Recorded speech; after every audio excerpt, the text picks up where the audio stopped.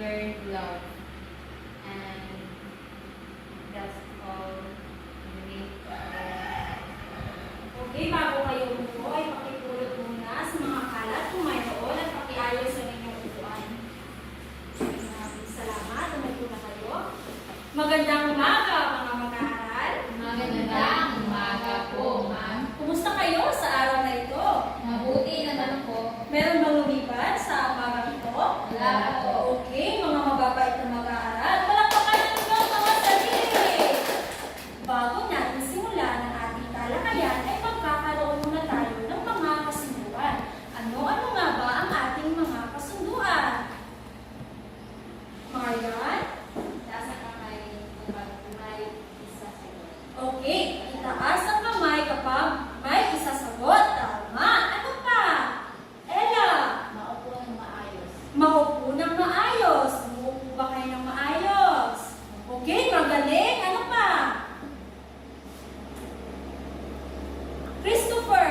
Makinig sa nagsalita sa harap. Makinig sa nagsasalita sa harap o makinig sa guro. Magaling. Ngayon, maaasahan ko ba ang lahat ng iyon sa loob ng ating talakayan? Opo. Okay. Ngayon ay may ipakikita akong maikling video sa inyo. Nais kong tumahimik ang lahat at mag-focus dahil pagkatapos natin panoorin ang video ay may aktibidad kayong gagawin. Handa na ba kayo mapanood ang video? Opo. Okay. Pwede ba mong maiwan muna?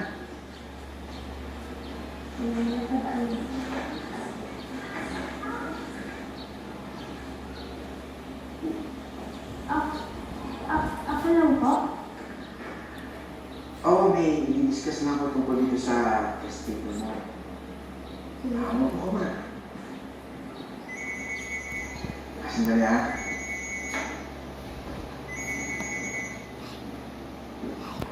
Johan? Oo, uuwi din ako kayo. Alam ko anniversary natin. Promise ko yun. Saluyo. May kailangan ako susunod dito. Saluyo kasi. Pero kasi akong estudyante dito eh. Medyo mahinayin ko pati eh. Kailangan natin yung sumunod. Sige. I love you. Bye.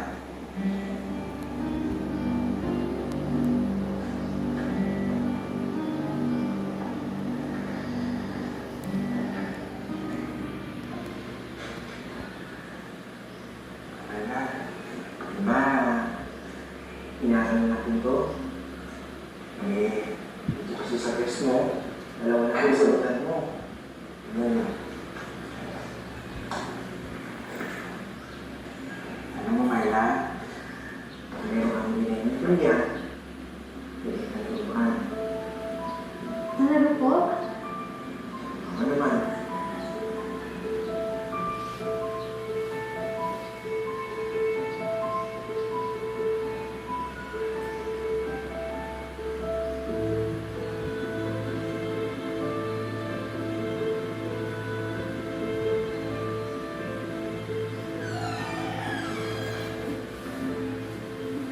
Sir, ano yung ginagawa natin sa faculty?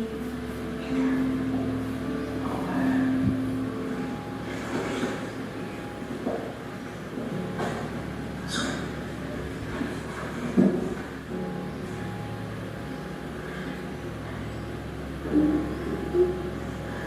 Ano yung ginagawa natin dito?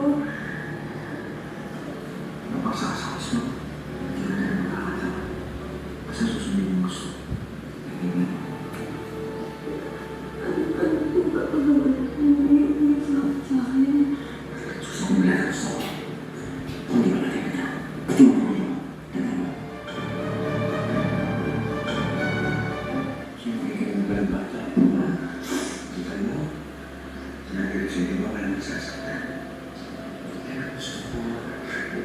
Sumusunod sa gusto. Pumasok.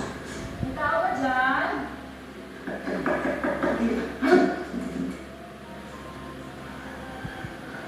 Dali. Ah.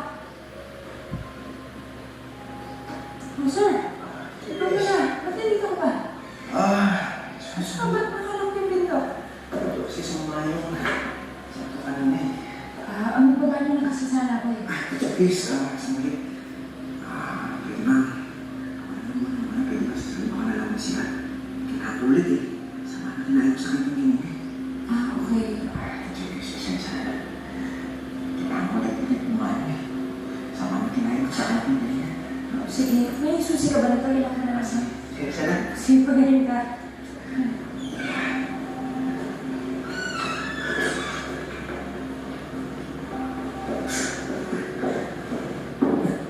Bukas. Pasok mo. Pasok mo. Sige, tingnan. Tingnan mo. Tingnan. Muna makakala nila.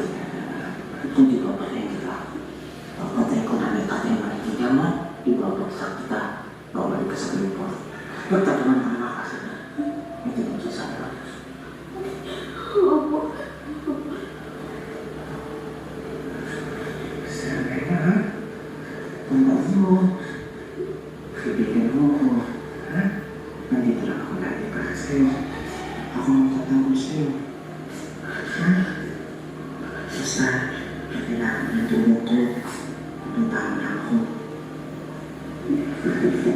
Ha?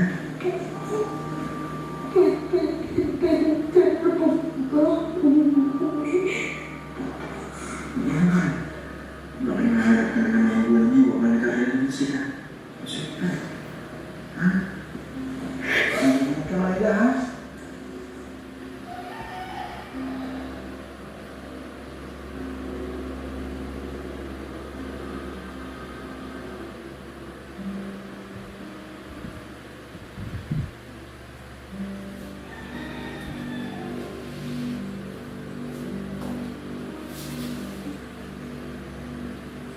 Okay.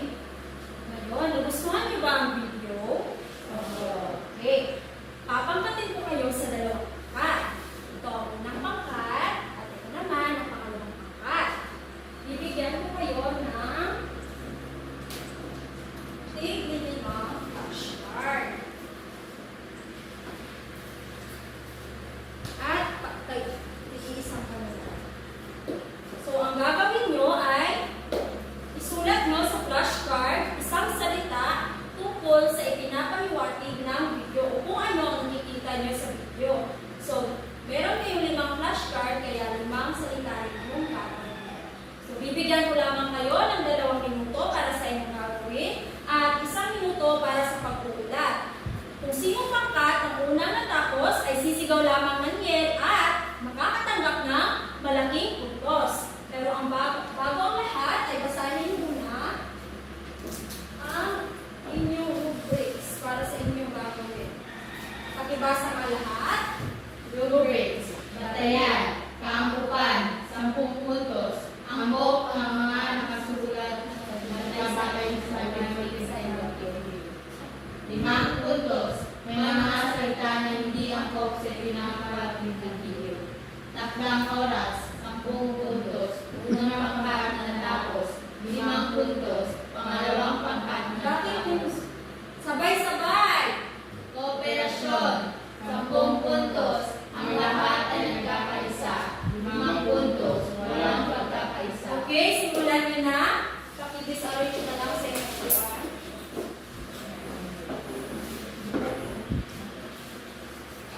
Sisimula na yung oras.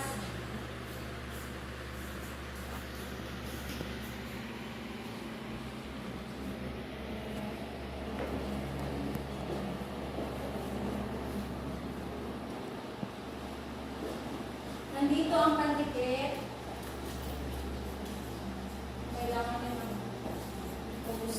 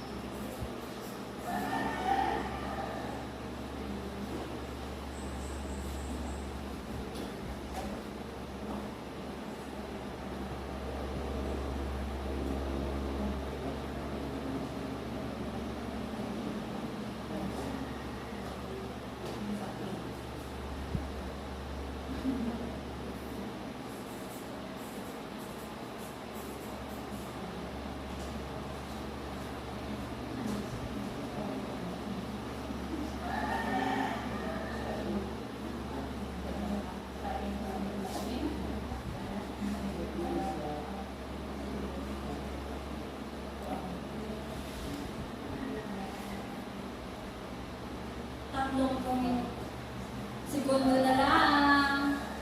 Go. Go! Pure quad.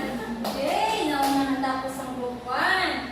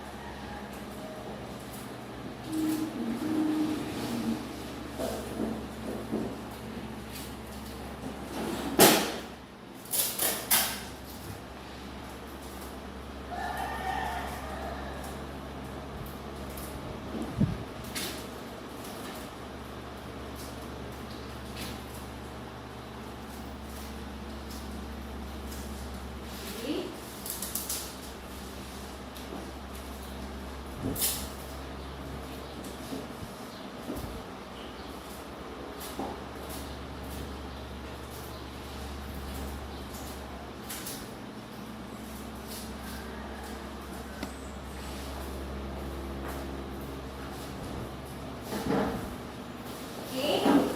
Ang unang natapos ay pangkatuna. Pakiulat na sa harap ng inyong mga salita.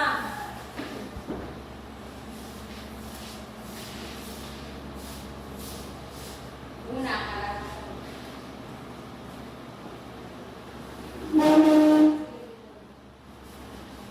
Aramasan.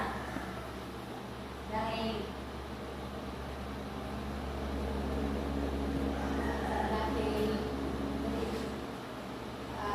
pinagsamantalahan ng guro ang batang estudyante. okay. Pagbabanta.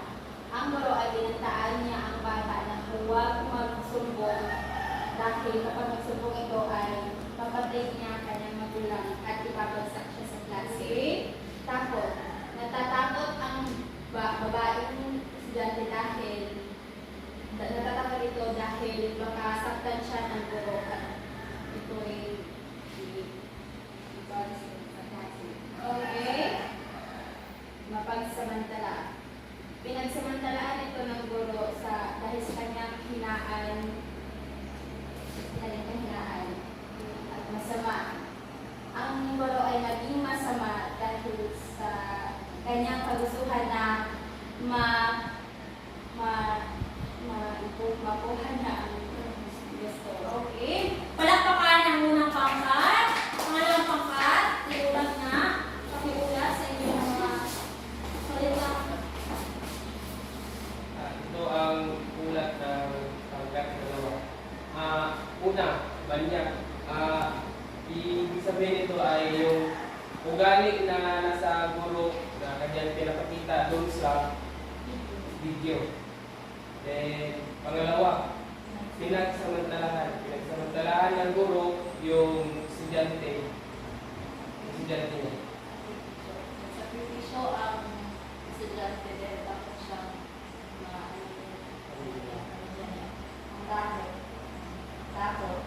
takot siya na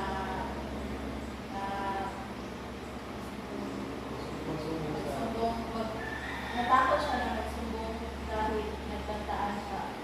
Ka-inosente siya. Ka-inosente siya.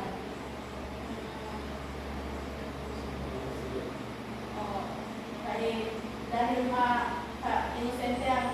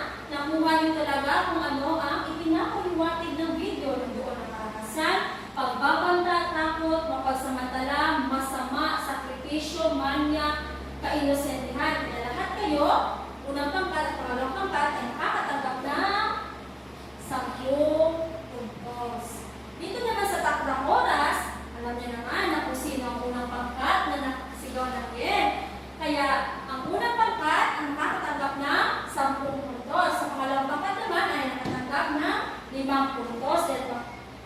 Huli na kayong nakatapos. Sa kooperasyon naman ay nakikita ko na kayo ay nagkakaisa sa inyong aktibidad na ginawa, kaya magkatulad kayo makakatanggap ng 10 puntos. Sa kabuuan ay ang unang pangkat ay merong 3 punto at ang pangalawang pangkat naman ay merong 25.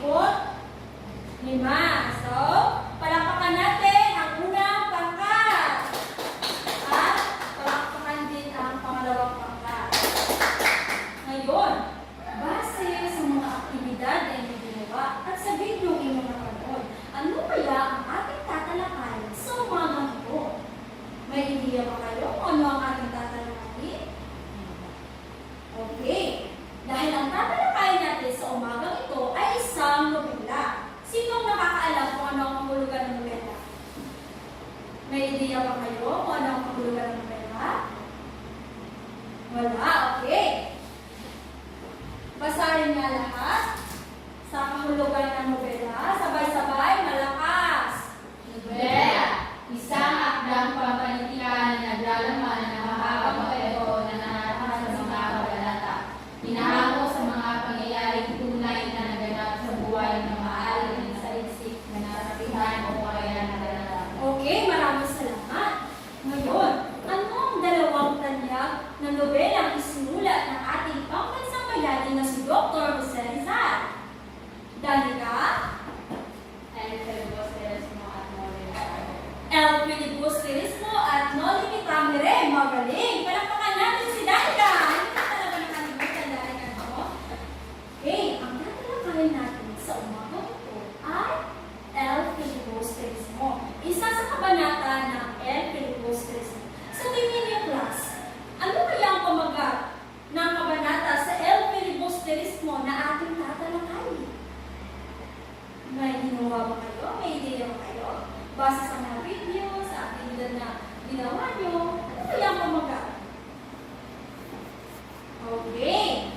Dahil ang pamagat ng kabanata sa El Filibusterismo na ating babasahin ay basahin nga lahat ng malakas, sabay-sabay. Kabanata 30, si huli. Pakiulit. Kabanata 30, si huli. Okay. Bago natin babasahin ang kabanata 30, ay babasahin muna natin ang ating layunin sa umagang ito. Okay. Basahin nga ng sabay-sabay. Layunin. Sa katapusan ng klase, ang mga mag-aaral ay inaasahan. A. Nakapagbibigay ng kasing kahulugan sa mga mahirap na salita. B. Nakapagtatanghal ng maikling tula-tulaan batay sa tema ng kabanata. At C. Nakapag-uugnay sa tema ng kabanata sa totoong buhay. Okay, maraming salamat.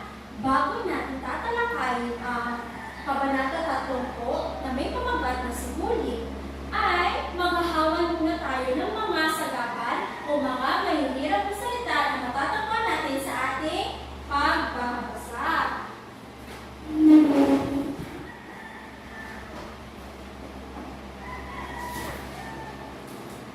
Tumayo, Christopher, pakibasa ng malakas ang panuto. Ano to, hanapin sa loob ng kahon B ang kasing kahulugan ng mga salitang nasa kahon A. Isulat ang sagot at gamitin ang sarili kong sa sarili kong uso. Okay, ito ang okay, at dito naman sa kabila ang kahon B. Okay, nasaan yung isang kabila? Unang bilang, Marian. Pangalawa, Ella. Pangatlo, Christopher. Pang-apat at pang-lima, Danica. Okay, tapos na ito.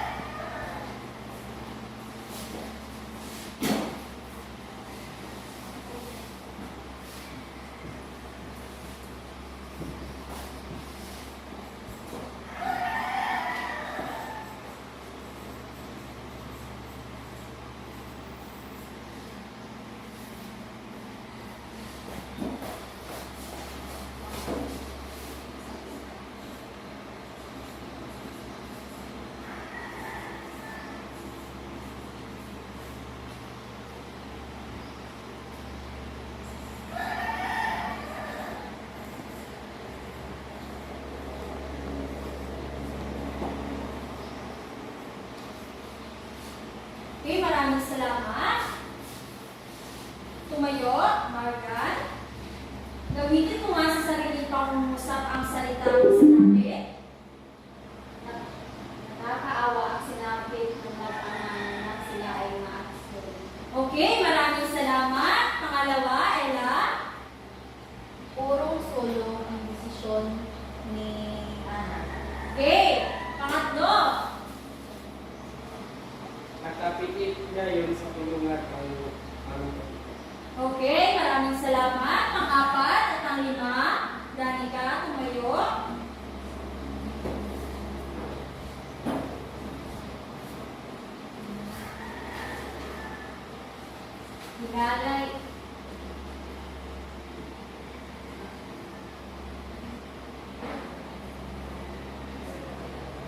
Hinalay si Maria. Okay, tapos sa panglima. Pinasok ng mga kalisan ang bahay ng aming kapitbahay. Okay, maraming salamat. Ngayon ay babasahin na natin ang Kabanata 30. Magkakaroon tayo ng dugtungang pagbabasa. Bigyan ko kayo ng isang kopya.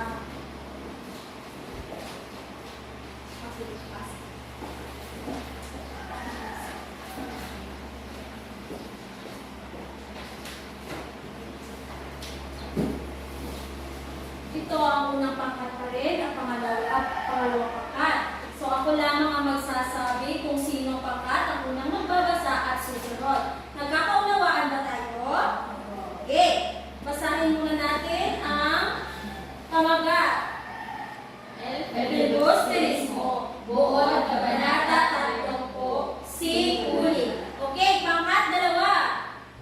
balita sa buong Likas po sa bansa. Diego ang nagamatay ng Kapitan Tiago at pagkakalapit kay Basilio. Binagdag ito ng buong bayan lalo na si Luli.